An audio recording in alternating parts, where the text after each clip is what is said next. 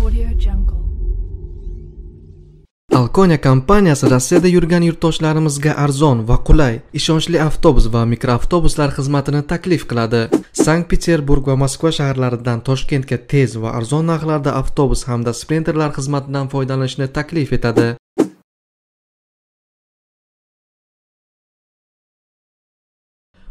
iyunda Toshkent shahar Yashnobod tumanidagi 51-uy qarshisida haydovchi 72 yoshli piyodani urib yubordi. Bu haqda UzNews xabar berdi. Aniqlashicha, 22 yoshli Cobalt rusumli avtomobil haydovchisi 1945-yilda tug'ilgan erkakni urib yuborgan. Yo'l transport hodisasi oqibatida piyoda turli og'irlikdagi tan jarohatlari olgan va 4-shahar klinik kasalxonasida vafot etgan.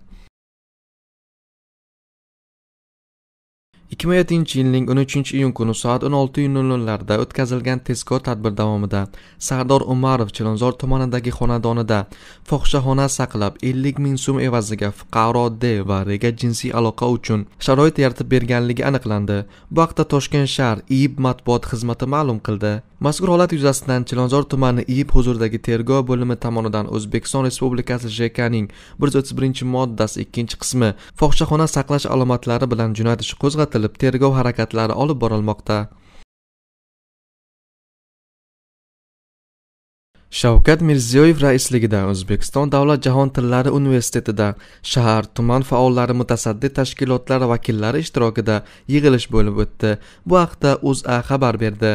Yig'ilishda aholi turmush darajasini yanada oshirish, bandlikni ta'minlash, ta'lim muassasalariga alohida e'tibor qaratildi. Mavjud kamchiliklarni bartaraf etish bo'yicha topshiriqlar berildi. 2017-2021 yillarda O'zbekiston Respublikasini rivojlantirishning 5 ta ustuvor yo'nalishi bo'yicha harakatlar strategiyasi mamlakat taraqqiyotini yangi bosqichga ko'tarishga xizmat qilayotgani qayd etildi.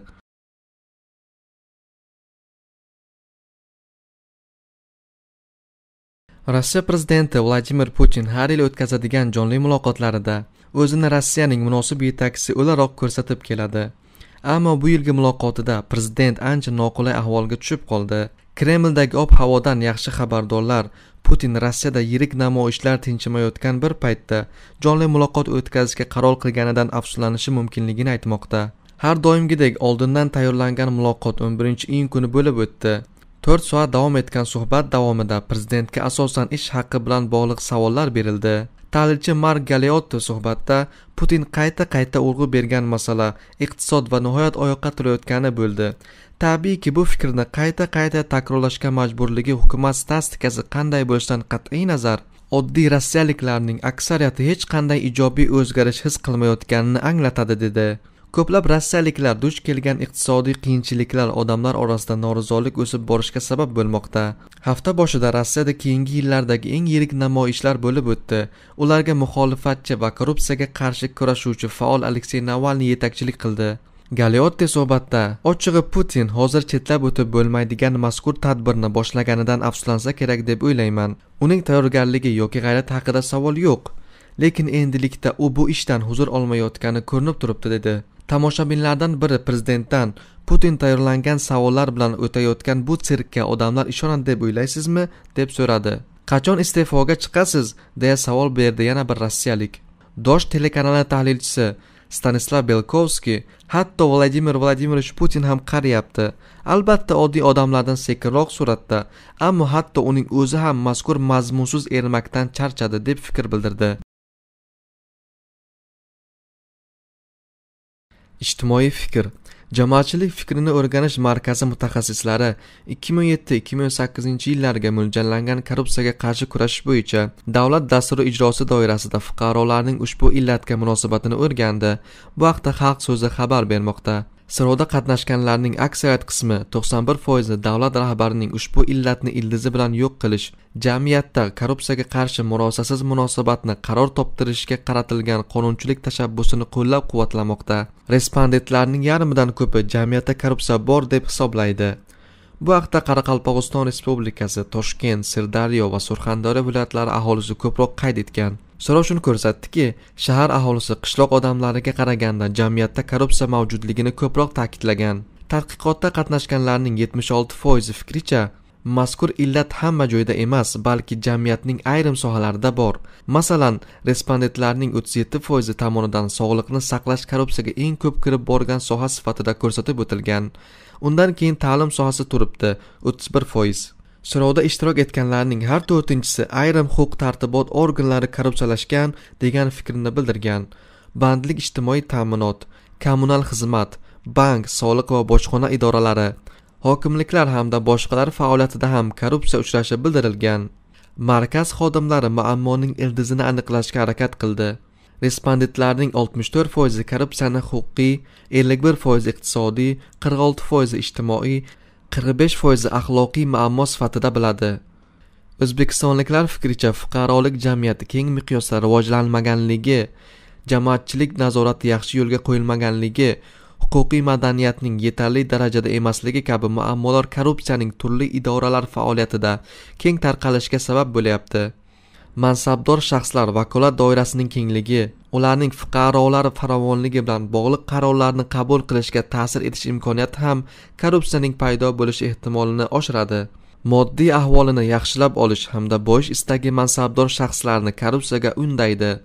Ayni paytda shaxsiy muammolarni hal qilish evaziga fuqarolarning o'zlari beradigan moddiy mukofot yoki boshqa ko'rinishdagi hadyalar ham korrupsiyaga yo'l ochadi. Shu bois aholining huquqiy madaniyatini yuksaltirish va korrupsiyaga qarshi axloq standartlarini yaratish juda muhim. Keyingi paytda korrupsiyaga olib keluvchi sabablar sifatida ushbu sohada qonunchilik bazasi takomillashmaganligini ko'rsatuvchi fuqarolar soni 8% ga kamaygani e'tiborga molik. Qonunga hurmatsizlik, mahalliy boshqaruv organlari faoliyati shaffof emasligi ham korrupsiyaga olib kelayotgan sabablar sifatida qayd etilgan.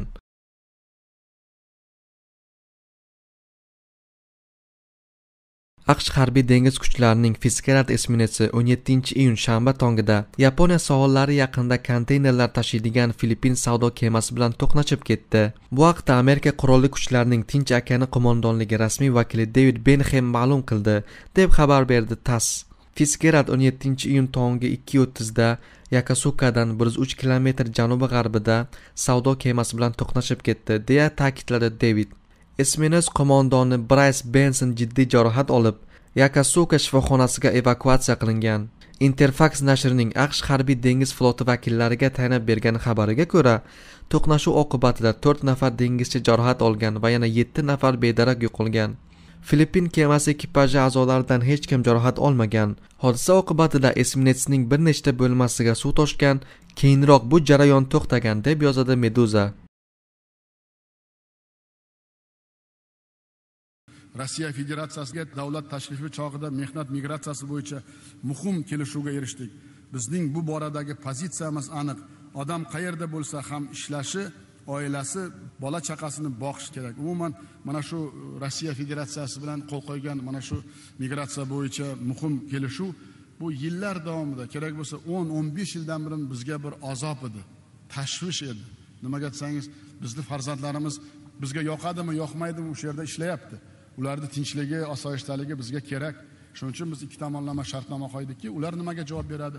Eng katta biz mana shu Rossiya rahbarlari bilan masalani ko'ndalam qo'ydikki, biz Xudo xayrlaringizni bersin, sizlarning iqtisodiyotlaringga qandaydir xizmat qilyapti bizning xalqimiz, lekin buni har bir O'zbekistondan kelgan fuqaroni sizlar tinchligini, sog'lig'ini kafolatlangan qilib bizga chora tadbir yaratib beringlar deb mana birinchi marta qo'l qo'ydik. Mana ko'rdilaring, ichki ishlar vaziri kelib ketdi. Kechirasiz, o'zbek qildi degan gaplar u to'xmat gaplar. Bizning xalqimiz juda madaniyatli, tartibli, intizomli.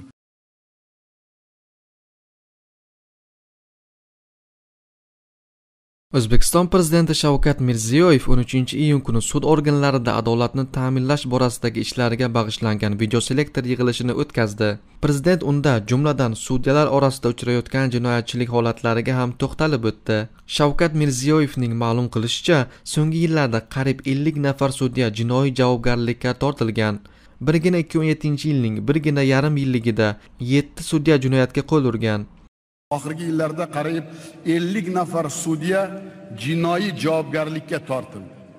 Joriy yilning o'tgan 6 oy davomida 7 ta sudya jinoyatga qo'l urdi. Misol uchun, Andijon viloyati xo'jalik sudi raisining o'rinbosari Abdullayev fuqaro Nuraliyevdan 150 ming AQSh dollari olayotgan paytda qo'lga olindi. Nimaga andijonliklarni hammani elni yig'ib, butun jamoatchilikni yig'ib, bu illat bizda Andijonda bo'lmaydi endi. Bu noinsof ekan bu deb aytmaysizlar. Nimaga? Asosiy vazifa va burchi oqni oqqa, qorani qoraga ajratish, adolatni himoya qilishdan iborat bo'lgan sudya qonunga, o'z kasbiga xiyonat qilsa, dodini kimga aytadi odamlar? Adolat izlab qayerga boradi?